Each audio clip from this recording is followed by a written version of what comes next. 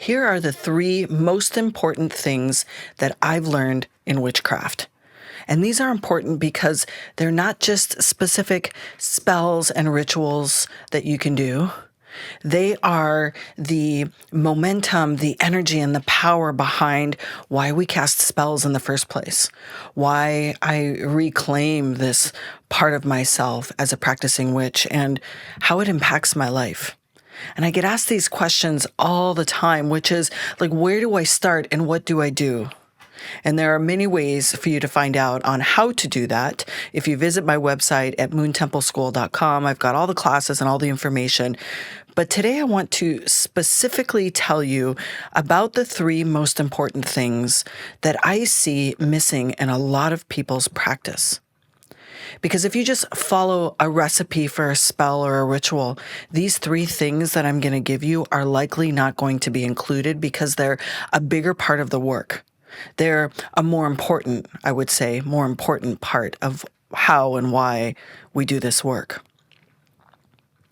If you haven't met me yet, hello. My name is Tahverlee. I'm a high priestess, a practicing witch, author, and founder of the Moon Temple Mystery School.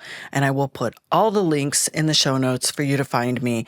And of course, right now, when this is coming out, or could be when you're watching this, so you should check the link, is I have released some of the most powerful activations that you can listen to over and over again that will help rewire what it is that I'm going to tell you today. It will help rewire your brain. It will help clear, cleanse, and remove energy to allow you to have spaciousness to create something different, new, whether it's protection, whether it's power, whether it's abundance. I've got you covered. Check out the link for the activations. Okay, so the number 1 most important thing that I learned in witchcraft is that energy matters. Energy is more important than the actual recipe for the spell or ritual that you're doing. And by energy, I mean where your energy is at when you go into the working. I mean what you want out of your practice.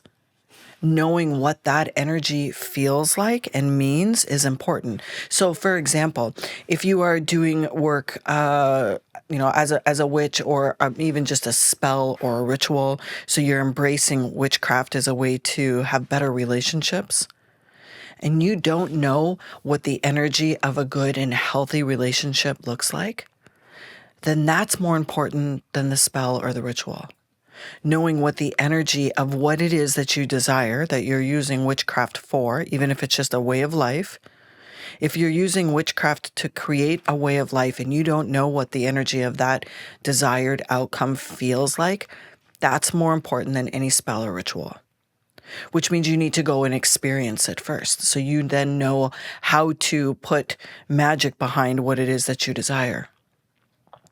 Another part of why energy matters is because when you're casting something or creating something, so let's look at the spell itself as, a series of actions or steps that you take to change an outcome. And I know a lot of people like to say, to manipulate the outcome, but sometimes that word feels weird for people. So let's say that it's a specific set of actions or steps that you're going to take to create an outcome that you desire. When you do the actual spell or ritual itself, it's really important that you raise energy. So you're putting out with more power. You're putting out into the universe with more power what it is that you desire. Because if you come to, let's say you're, again, planning a spell to create, healthier, more fulfilling relationships in your life, and you show up on the day you've planned to do the spell and you don't feel good and you have a sniffly nose and you're exhausted and you've been working for 60 hours and you're trying to force this spell into your energy field, you're going to not only drain yourself, but you're not going to have the resources to push this spell out into the world. This is why, it's called the cone of energy. It's raising the energy, which is why energy matters. And this is the number 1 thing that is most important that I've learned in witchcraft. And then 2 other small parts of why energy matters is because who you call in to support you, whether it's a spirit guide, an ancestor, a god, or a goddess. They also have very specific energy. So, for example, if you're doing a particular spell to embrace the sun, to bring more light into your life, to clear shadows, to clear up fog, to just create more action or maybe more heat in your life, you're probably not going to call someone like Demeter in. As an example, she is, a goddess, a mother goddess who has, rage for the times when her daughter was taken to the underworld. So half the year she doesn't allow the earth to grow, which is why we have seasons. This is a mythology that you can look up with Demeter.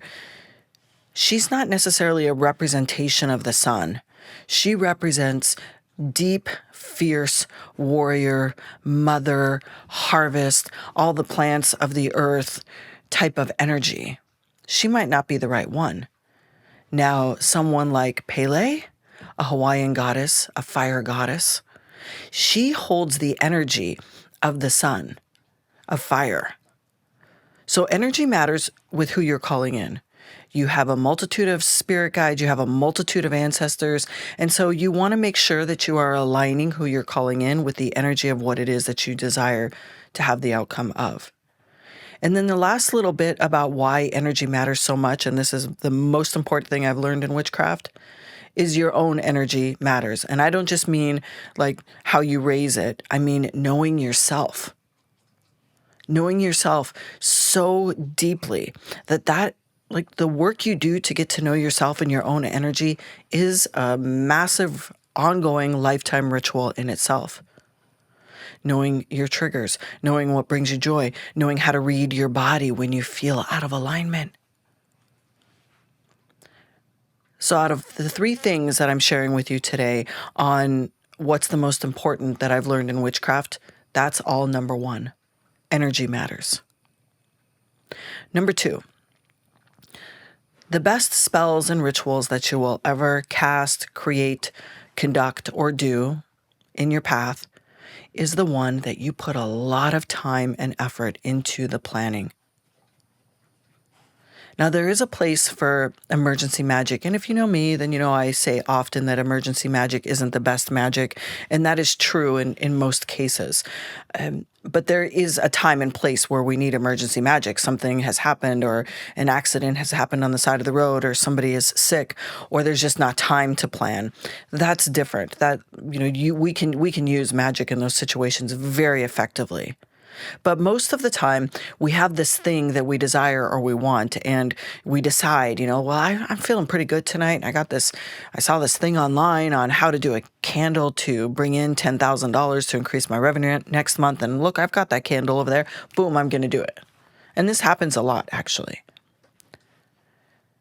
You will be more successful more of the time if you spend some time really planning and crafting what it is that you want.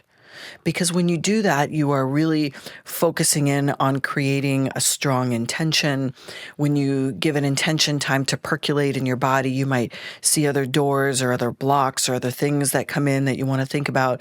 You might have a little more time to research what colors would be good in your tools. You might have more time for your intuition to actually come online, or your spiritual gifts, and say, you might be missing this one little piece of this ritual. Or maybe now's not the time for this. Maybe instead you want this big outcome with this magic that you're planning. And instead you realize there's like 10 other steps that you could do before that might not even mean that you need magic for that. And then you put the magic behind the pre-steps. This also happens often when you learn how to put time and effort into really spending time on your rituals and spells. And here's the thing. You could be doing this with 10 different rituals and spells. You could be writing one over here that you're working on for, the upcoming fall season and how you're going to connect with your ancestors. You might be working on, something that that you really want. Maybe it's a psychic gift that you want to, activate and turn up to full blast. And so you're working on how to do that over here. You can have multitude of little things going on at the same time. It doesn't mean that because you're planning and putting time into your spells that they're always going to be big ones. It just means to give it time to percolate. to give your psychic gifts and your body time to really think through what that would look like. And when you do that, when you put time into it, then you can ask yourself, okay, when is the best time to conduct this magic? Where am I going to conduct this magic? Who am I going to call in?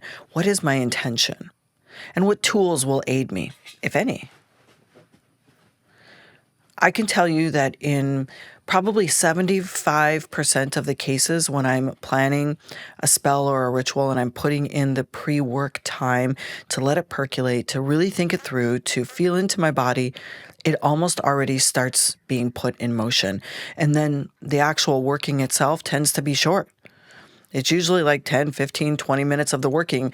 All the big pre-work is what led to that culmination of magic that happened in that moment. So that's the second most important thing that I've learned in witchcraft. Number one, energy matters. Number two, it takes time to plan a powerful spell and ritual. And then number three, this one is really important. No amount of spells can overcome the beliefs that you have about yourself. It's true. Abundance magic or abundance mastery, which I'm teaching currently at this moment, almost always has an upper limit on it for most humans. And that upper limit is based upon how you were raised, what your family beliefs were around money, what your beliefs are about how money can come to you, meaning you might only think that you have to get a promotion at work in order to increase your salary. Like you might feel totally stuck in your financial situation and want to do like financial magic, and you do magic for abundance or prosperity or money magic, and nothing changes, it's because you have locked yourself into this belief about it. And I see this really often when people come to me and say, my spells and rituals don't work. The first question I'll ask them is, well, what do you believe that outcome is? Like what possibilities, or how deeply can you imagine all the ways in which this can come to fruition for you? So a lot of times we have these, subconscious beliefs that have been programmed into us, and they act like blockers to our spells and rituals. And so that is more important than the spell or ritual. So these three things: working with energy, understanding it yourself, your own energy and the energy of what you desire, putting time and attention into the planning. And when you do that, you might discover where your beliefs aren't aligned. And then doing the real inner work to explore where you might be limiting yourself and why. Those are the three most powerful things that I've learned in witchcraft. And what ends up happening for most people is then you realize the spell or the ritual is the easy part. It's just that's just you can put that together. Like that's easy. This, what I'm telling you, will change your life. All right. Thank you for being here. Make sure that you hit the subscribe button, drop a comment, and visit the activations page, which will link in the description. And you are going to find at least one activation that I promise you will be life-changing for you. Thank you, and we'll see you again soon.